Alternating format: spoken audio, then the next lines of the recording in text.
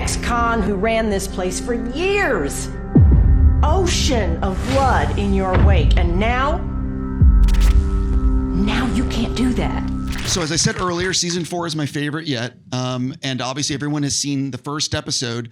It's a little generic, but what do you guys want to tease people about the entire season?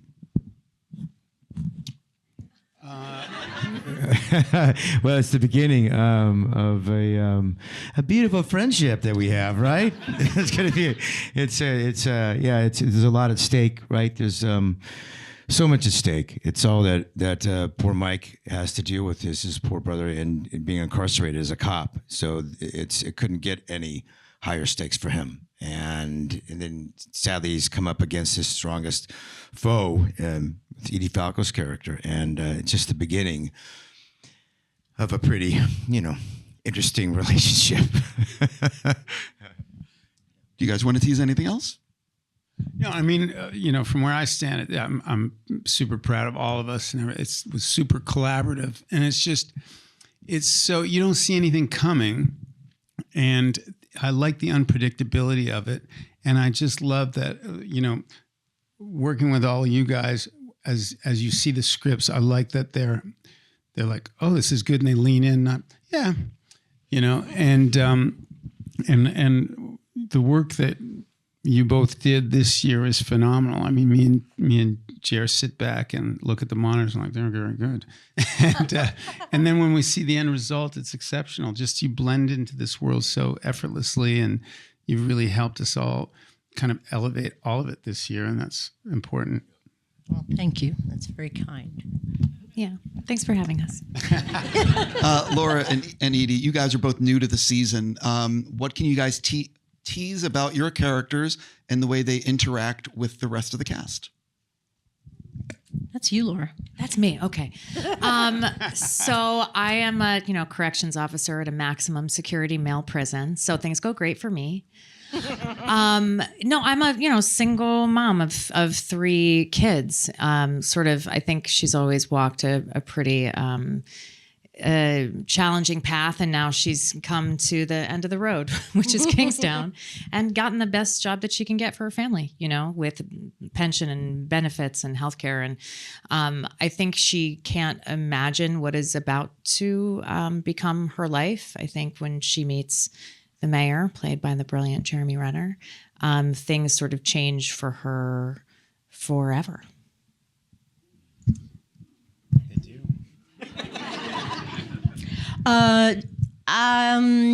Nina shows up in a world that has a life already, much like I showed up on a set that is already up and running and has its own life energy, which I found very helpful. And, she does this job and she's good at it, and she was hired to take care of this prison. And I think she thinks she's just going to do what she's always done, which is just make it happen. And she also has no idea, what she's up against. And I think that's what the whole season is about, what each of them are up against in their quest to get done what they need to be done. And there's a lot of drama in that. I'm always curious about how actors get ready in the weeks leading up to that first day of filming. 2 of you are brand new and had never been on this set, and obviously 2 of you are experts and have done this for a number of years. I'm curious, for all 4 of you, what was it like in those days leading up, and how has it been in each season for you guys? Now that you're in season 4, is it sort of like old hat where it's like the day before, it's like you're putting on, the clothing and you're getting in that mindset? And for our newcomers, I'm just curious what it was like in those weeks leading up. I mean, everything changed when Jeremy got hurt. That's really it. It's the way he came back, and I remember going to his place and having to promise his mom that we were going to look after him, and he came back with 70% steel. Yeah, she would have killed him. And it changes the way we, Dave Erickson, myself, and Taylor was always just make it work and get Jay or whatever he wants. And Jeremy actually, from the inside out, inspired everybody. And even as you guys came to work with us this year, I edited myself from going right to the F-bomb. You're doing good, dude. Thank You're you. doing really good. He just elevates everything. We for such a dark show. I mean, I grew up in a prison town. I worked at a hospital for sick children for 5 years, and the surgeons and the people who worked there always had a real killer sense of humor. And it's funny how, to me, history repeats itself, because with JR, he was the first one to, I'm good, don't touch me, and funny and inviting, and he sets the tone for us. And we work long hours, and that is real winter, and it is cold as hell. And like you say it best when what were you saying about? Oh yeah, no. Today I was saying, like, one day we were outside and Jeremy was in like a pea coat, and I was like, "Can I have 4 blankets and a hat?" And then I thought to myself, I was like, that guy died. Nobody says it. I need to get my shit together. You know what I mean? Like, his eye popped out, and he's out here in the freezing cold. I think that I can not have hand warmers for 4 minutes. He can stop it in a heartbeat, because I'll be, oh, I'm cold. Where's my coffee? I almost died. And action. Yeah, 1,000%. Like, But you, in that moment, you smarten up and you're like, oh. But it's just, it's a lot of fun, really. And that's kind of what brings us together. The work is serious. As soon as we say action, we're in it. And it's collaborative and exciting, and all the things that I dreamt it would be when I started out. are we still answering that one question? Okay. We can, well, I have a ton of questions. We can move on, or we can keep going. No, I mean, for me, I was very curious as to why a woman would choose to be, a corrections officer at a maximum security male prison. And I listened to a lot of female corrections officers on podcasts, and almost exclusively the thing they said was their children. Mm-hmm. That they grew up in environments where they didn't have a lot of jobs with benefits and healthcare open, available to them. And this gave them a sense of security. And one woman said something really interesting. She was like, look, I used to work in a bar and those dudes weren't behind bars. I feel safer in here. Which I thought was, really interesting. So for me, I listened to a lot of those women talk about that. So that was my way. And then they don't let me wear any makeup at all. And they put me in that outfit, and that was that. And you nailed it. Well, my vantage point was that Nina is new to the job. She's new to the town. She's new to the people, much as I was walking into this job. And I don't know that I always feel this way, but I found that to be very helpful this time, that she knows what her specific job is. She knows that part's okay because she knows how to do that. But she's also got her, antenna up. Who's this person? Can I trust that one? This person looks helpful.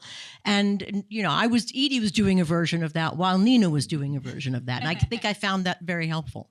I'm curious, if you don't mind, like, what is it like? Because you played this character now, this is the 4th season. In those few days leading up to that first day of filming, is it sort of just, flipping a switch in your mind? Like, how much are you still, getting ready to play Mike? I think always ready for that. It's really the narrative is very complicated this year. So when you have a lot of the scripts, and many of them, it wasn't about laziness, but I'd only just focus like on block by block, which is we'd shoot like episode 1 and 2, and then 3 and 4 and 5 and 6, knowing that we had them. There's too much going on and too many shifts that happen throughout this season. It's insane. So, if you go to the bathroom watching the show, you're going to have to press pause, because literally something can happen and you're like, what just, it's insane. This is like I don't want to say the slowest episode because we're just introducing all these characters, but after this, it's a downhill roller coaster, out of control, no brakes. And so it's kind of, didn't have to forget, because there's so many puzzle pieces. It's like playing chess. You can't go 10 moves ahead so much. You really got to go like step by step and breath by breath in this thing. And that's what I kind of just focused on, and to keep it as honest and truthful as possible. That's all I can forge ahead and do, and obviously, stretch and do all the things I got to do for my tin body, I want to just say, and I speak for everyone in the theater, how grateful we are for your recovery. Oh, yeah. It's way better than being dead, that's for sure. This is way better. So, Jeremy, I have another question for you. I love your relationship with Bunny on the show, and it's one of these things that seems so genuine, and he cares so much about Bunny. What is it, do you think, that drives that relationship? Because he cares about him like a brother. Yeah, well, it started, obviously, I think all the Mike's relationships are quite complicated, and they don't ever look nice. Even with Ian, it's like they don't say nice things about each other. It's like they're pretty awful to each other. Even the lawyer talking to that's my lawyer in the show, and I'm just yelling at the guy. But I think what the baseline of it all is I think there's certain check marks that Mike. It has to be there for Mike for him to even engage and into loyalty and his family, and it's things that are grounded in real truth and real kind of peace, right? Things that bring, there's real value in that love, and I think it's a big part of what Mike is, and it's not really discussed in the show, but it's something I sort of force feed it into the narrative, and that relationship really kind of flourished, and it's kind of like a weird, of mice and men kind of dynamic, and so odd couple-y in a lot of ways, but they have the same sort of principles, and I think that's why that friendship flourishes, But at any moment, they can stab each other in the back for some reason, but at some point they'll work it out. One of the things that I think what drives the show and why I think it's so good is that you are not afraid to kill off characters. Things happen on the show, and it makes it that there is, and this is not a spoiler, but there's a moment in this season where you are doing something, and I'm like, is he about to get attacked? Because it can happen at any moment on the show. Can you sort of talk about the importance of removing chess pieces off the board, because it adds so much to the show? I mean, Taylor was my acting coach for 75 episodes of TV. I brought a printer over to his house. We talked over 5 years about, I'm from this town, and we talk about everything. And we often talked about, well, what would we do if we got the chance to do what we wanted to do? And so we'd get into it like we were shooting it then. And it was, in this world, nothing's safe. Nothing is sacred. The character I'm named after was a friend of mine who committed suicide when he was 27. I just, wanted to have it be real. And I'd seen my friends have to deal with grief of all sorts of things. And Taylor had his own stories. And we're going to make it. I mean, he was the one who, right out of the gate in the pilot, when he wrote the pilot in 2 days, and it was just me in Venice and him at his place, and only us are the fans of the show. And he killed the brother off in the first 3 pages. And we're like just two guys were the only ones who know it. I'm like, oh, awesome. And I get on the phone, and you know me, I go over to his house because I don't want to talk on the phone. And then we just get into it. And then what? And then we just play it out. And we had so many stories, and there's so many real tragic events. And as I said, I worked at the hospital for sick kids. Just shit comes out of nowhere, and I wanted to see that reality in our show. One of the things that I love learning about the behind the scenes, the making of shows and movies. So for all 4 of you, if you have something to share, what do you think would surprise fans to learn about the making of the show? I mean, everybody's really funny. I feel like I came on to the show not knowing what the ecosystem was going to be, like to Edie's point.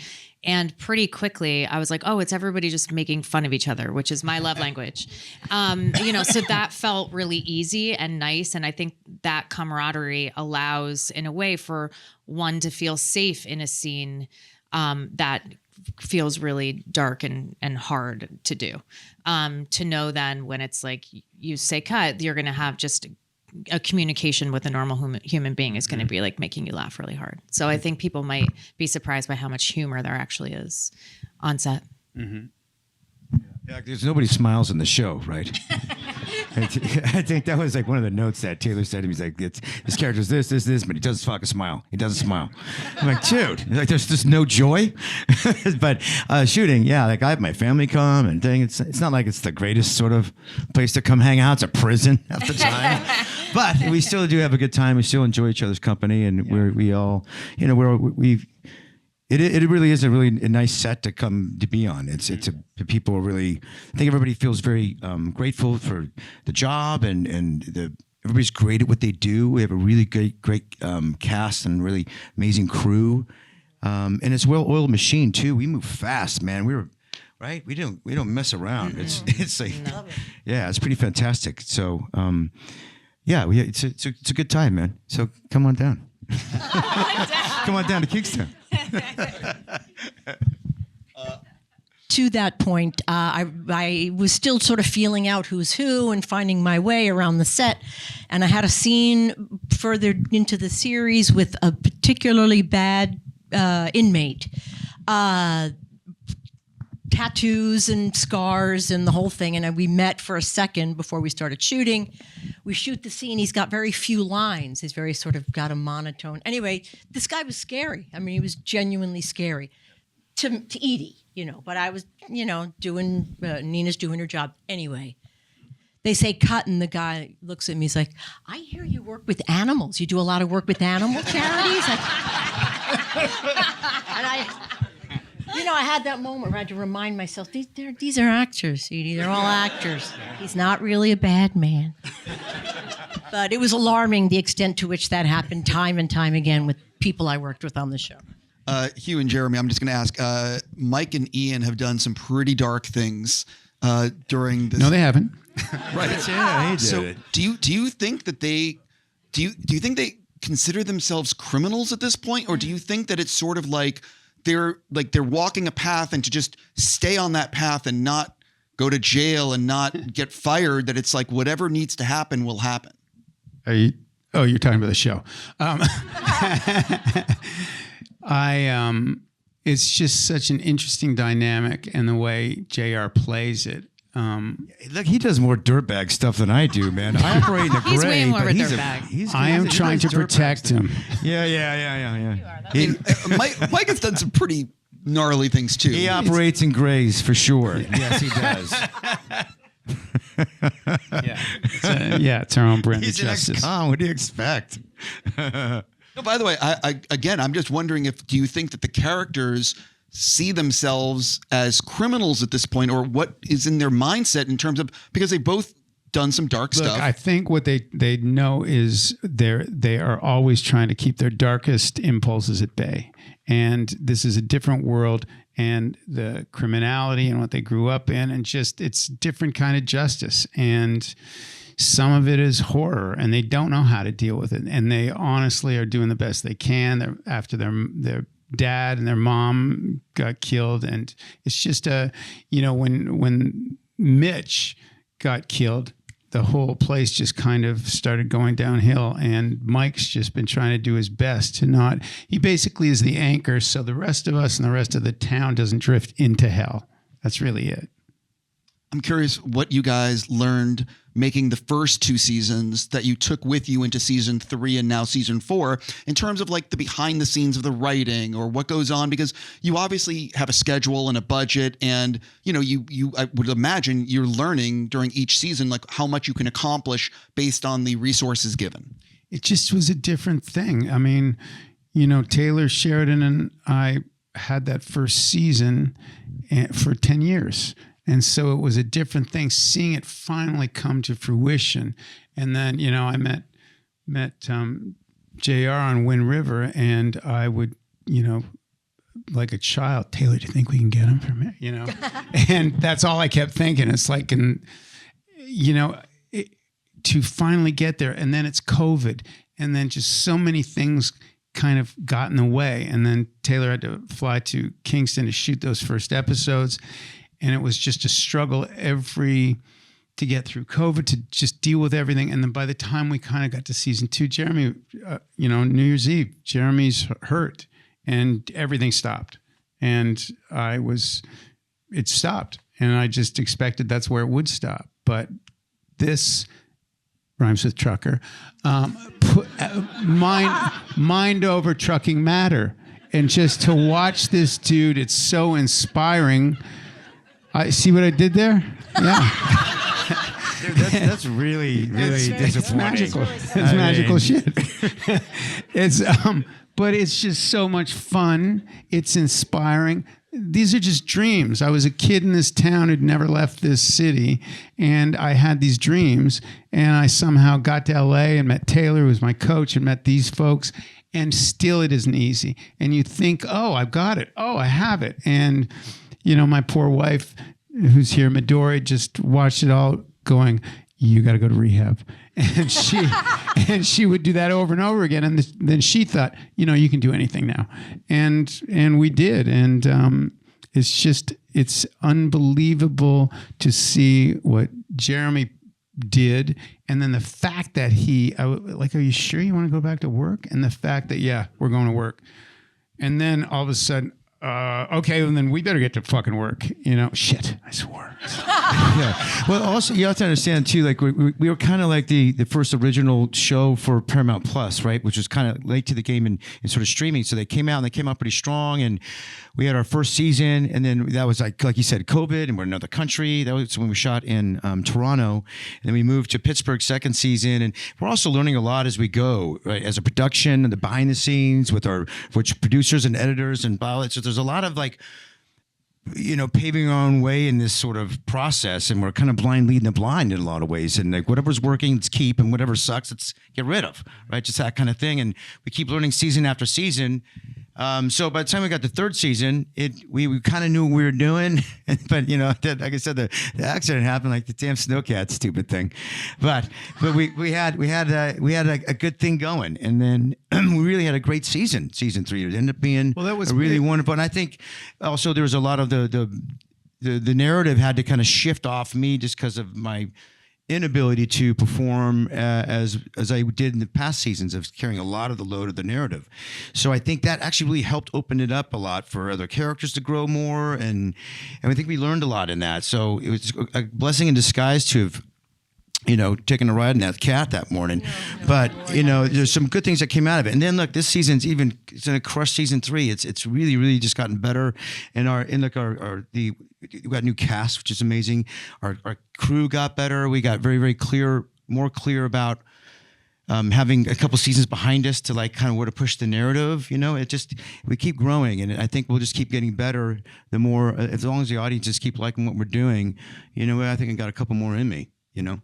Awesome. And I really mean this so seriously when I say I watched season 4. I was spoiled because I got to watch the whole thing.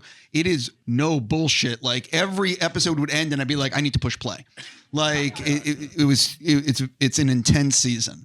For all 4 of you, without spoilers, because 2 of you are new for this season, I'm always curious which like shot or sequence was a real challenge to do, if any. So for all 4 of you, is there one scene or sequence that was like, oh, wow. You know what I mean? I had a sequence that's in episode 9 that is one of the most challenging things I've ever done.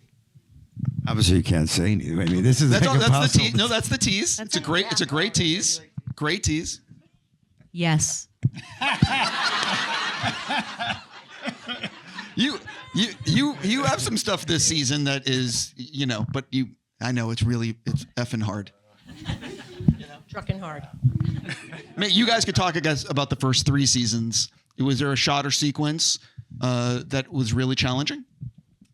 I think a lot of those, when you have the yard and you have 1,000 prisoners or 300 extras, whatever the heck it might be, those are quite challenging. I'm always so impressed when we have the director being able to handle that many cameras, that many people. You have to like really orchestrate and move that around. And I tip my hat to all those behind the scenes in the production that really can make those things happen, because they're really realistic and they're beautiful to kind of be a part of when you're in it, like the prison riot and all that sort of stuff in the first season, right?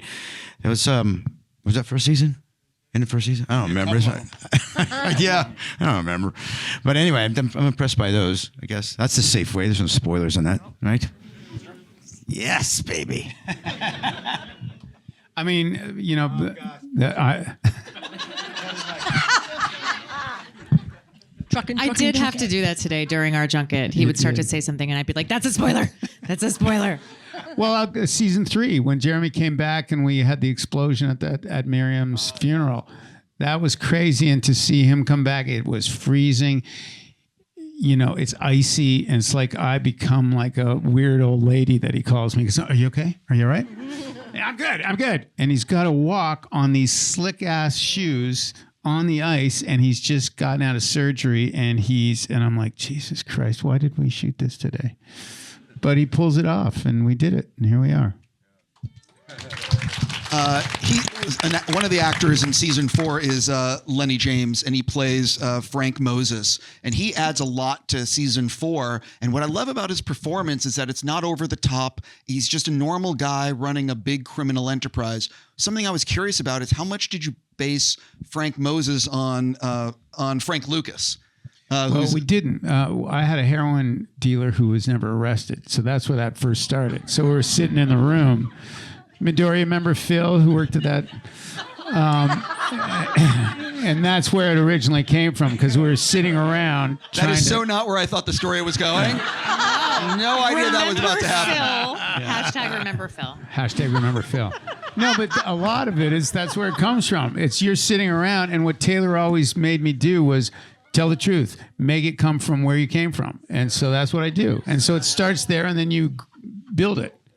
He grew up in a town. Look, Kingston is a real town in Canada with 9 prisons in it, right? And that's where he's from. Well, if you don't mind, Jeremy, because we're just about out of time, talk a little bit about working with Lenny, because I really think the dynamic between Lenny and I forget the actor who plays Bunny and you, there's a lot of scenes Toby Baptiste, right, who's so good.